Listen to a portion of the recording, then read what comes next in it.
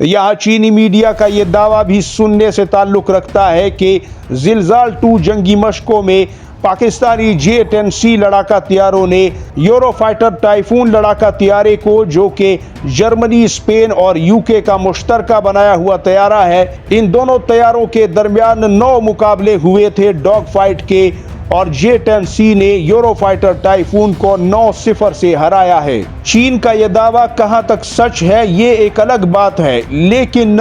हैरानगी की बात यह है कि चीन के इस दावे की तरदीद अभी तक स्पेन, जर्मनी या यूके की तरफ से नहीं हुई।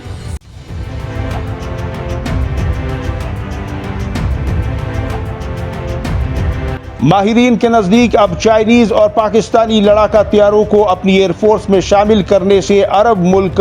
पाकिस्तान के J-35 के इंतखाब को भी बगौर देख रहे हैं। शायद सऊदी अरब और मिस्र अपने मौजूदा तैयारों को J-10C और JF-17 से रिप्लेस करेंगे और आइंदा के लिए मुस्तकबिल में J-35 का हुसूल मुमकिन बनाकर पाकिस्तान की राह पर चलेंगे और पाबंदियों और दीगर मसले मसाइल से अपनी जान छुड़ाने में एक अहम तरीन कदम उठाते हुए अरब ममालिक नजर आ रहे हैं। शायद इसीलिए राफेल, F-16 और यूरोफाइटर टाइफून का कोई भी बड़ा सौदा अरब मुल्कों की ताकतवर फिजाई कुव्वतों जिसमें सऊदी अरब और मिस्र हैं उनकी तरफ से कोई सौदा होता हुआ नजर नहीं आ रहा।